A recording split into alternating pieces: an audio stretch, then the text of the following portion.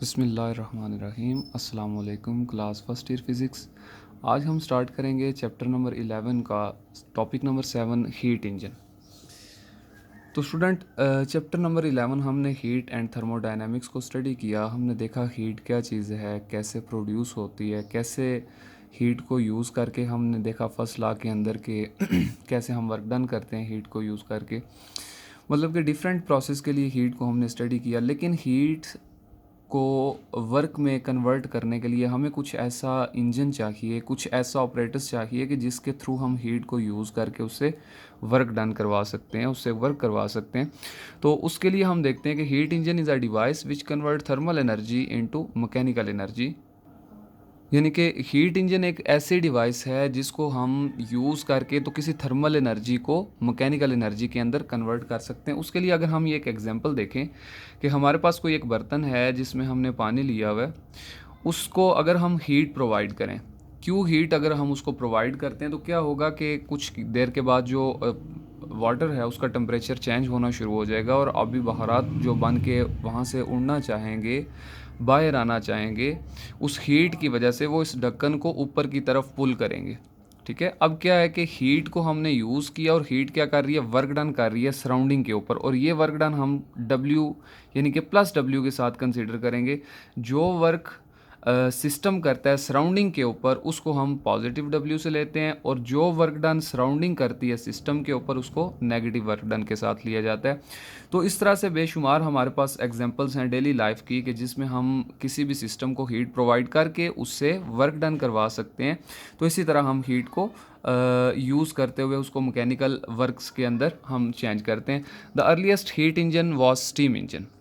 सबसे पहले जो हमारे पास हीट इंजन था उसको हम स्टीम इंजन के नाम से जानते हैं, और यहाँ पे ये हमारे पास स्टीम इंजन की एक बेस्ट एग्जांपल है कि वर्किंग यहाँ पे जो हो रही है वो स्टीम इंजन के तौर पे हो रही है। इसके अलावा हीट इंजन को अगर देखा जाए तो हीट इंजन के डिफरेंट पार्ट्स हैं जिन पे हीट इंजन काम करता है। हीट इंजन की वर्किंग के लिए एक हमें हॉट रेजरवायर चाहिए, वर्किंग सब्सटेंस चाहिए, और कोल्ड रेजरवायर चाहिए। अब देखें यहाँ पे हमारे पास एक फिगर है जो कि हीट इंजन का जो वर्किंग प्रोसेस है उसको डिस्कस करता है। हमारे पास एक हाई टेम्परेचर रेजरवायर है जिसको हम Q1 से रिप्रेजेंट कर रहे हैं। अब यहाँ से हम हीट लेते हैं और यहाँ पे फ़र्ज़ कर लें, हम कंसीडर करते हैं कि यहाँ पे हमारे पास एक हीट इंजन लगा हुआ है, और वो हीट इंजन क्या करेगा कि हाई टेम्परेचर रेजरवायर से जो हीट आ रही है उसको यूज़ करते हुए कुछ अमाउंट ऑफ हीट से वर्क डन करेगा, और बाकी जो अमाउंट ऑफ हीट होगी उसको लो टेम्परेचर रेजरवायर के अंदर भेज देगा। तो अगर तो ये हमारे पास एक साइक्लिक प्रोसेस बनता है। तो इस साइक्लिक प्रोसेस के दौरान जब सिस्टम की जो लो टेम्परेचर रिजर्वायर में जो एनर्जी आएगी वो अगर दोबारा से हम उसको हाई टेम्परेचर रिजर्वायर में ले जाते हैं तो सिस्टम की इंटरनल एनर्जी जो वो ज़ीरो रहती है। यानी कि अगर फर्स्ट लॉ को देखा जाए तो Q is equal to del u plus डब्ल्यू हम लिखते हैं, तो उसमें डेल यू आपका ज़ीरो ही रहेगा। आपके पास जो इक्वेशन आएगी वो Q इज़ इक्वल टू डब्ल्यू आएगी, और यहाँ पे उस Q को हम Q1 minus Q2 is equal to work के इक्वल लिखेंगे। बिकॉज के वर्क डन होने के लिए या वर्क करवाने के लिए हीट इंजन में जो आपके पास हीट का डिफरेंस है ये होना लाजमी है, अदरवाइज़ हम वर्क डन नहीं कर सकते। हाँ, आइडियल इंजन अगर हम कंसीडर करें, यानी कि एक ऐसा इंजन जिसको आप जितनी हीट दो वो सारी हीट को वर्क में चेंज कर दे। अभी ये नेक्स्ट हम सेकंड लॉ ऑफ थर्मोडायनेमिक्स में स्टडी करेंगे, इसको जस्ट यहीं तक हम क्लोज करते हैं। नेक्स्ट हम स्टार्ट करते हैं सेकंड लॉ ऑफ थर्मोडायनेमिक्स।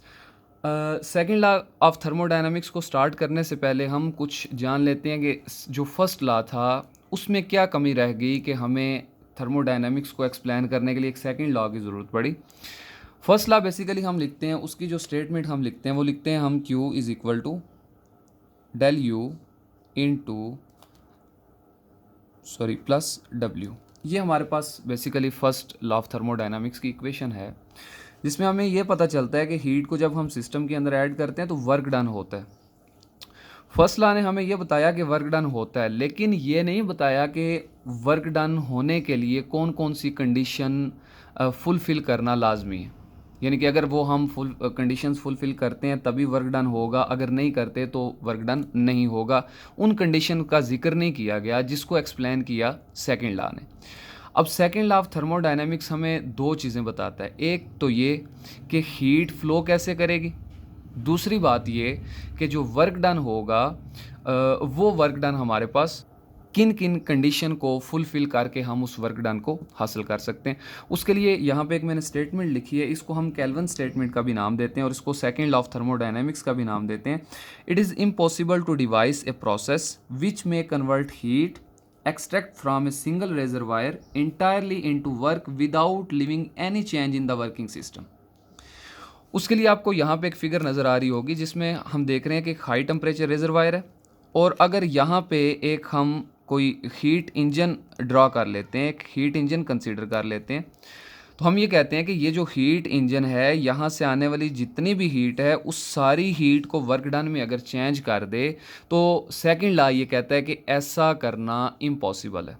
या कोई भी जो हीट इंजन है सिवाय आइडियल हीट इंजन के कोई भी रियल हीट इंजन या रियल लाइफ के अंदर ऐसा प्रोसेस नहीं हो सकता जिसमें हम टोटली जो हीट है उसको वर्क डन के अंदर चेंज कर दें।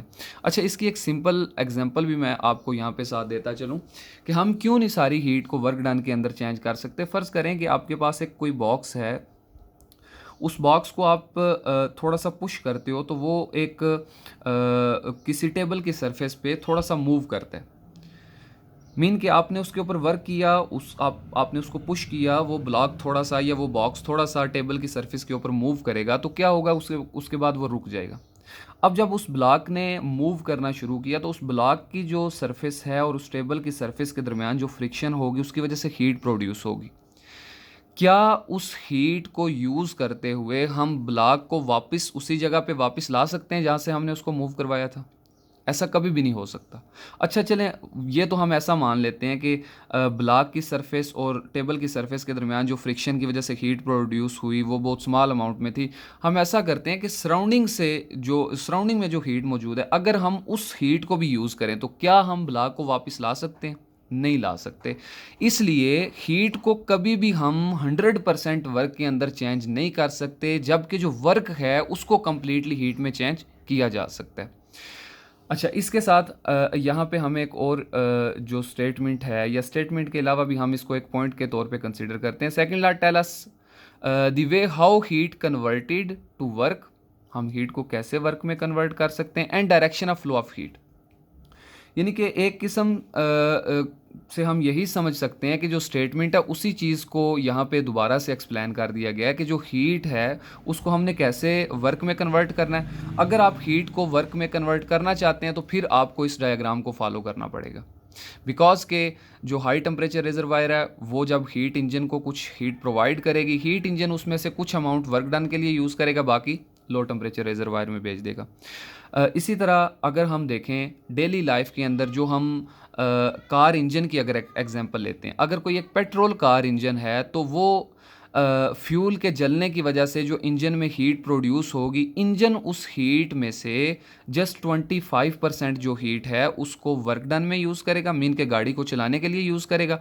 बाकी जो 75% हीट है वो उसको लो टेम्परेचर रिजर्वायर में भेज देगा, मीन के वो धुएँ की शक्ल में हमारे माहौल का हिस्सा बन जाती है, सराउंडिंग का हिस्सा वो हीट बन जाती है, जिसको दोबारा से हाई टेम्परेचर रिजर्वायर में नहीं लेके जाया जा सकता। अच्छा, इसके अलावा अगर एक डीजल कार इंजन की हम बात करें तो एक जो डीजल इंजन है उसमें जब फ्यूल जलता है और जो एनर्जी या हीट प्रोड्यूस होती है उस हीट को जस्ट हम 35 to 40% हम उसको यूज़ में ला सकते हैं। ये बुक में भी ये चीज़ मेंशन है, MCQs के तौर पे पूछी जा सकती है, ये आपको पता होनी चाहिए कि जो एक पेट्रोल इंजन है उसको हम यूज़ करके जस्ट 25% ऑफ जो एनर्जी है उसको यूज़ कर सकते हैं, बाकी को लो टेम्परेचर रिजर्वायर में भेज दिया जाता है। और एक अगर डीजल इंजन की बात की जाए तो डीजल इंजन ऑलमोस्ट 35 to जो 40% ऑफ हीट एनर्जी है उसको वर्क डन के लिए यूज़ करता है और बाकी हीट को वहाँ से लो टेम्परेचर रिजर्वायर में हम भेज देते हैं।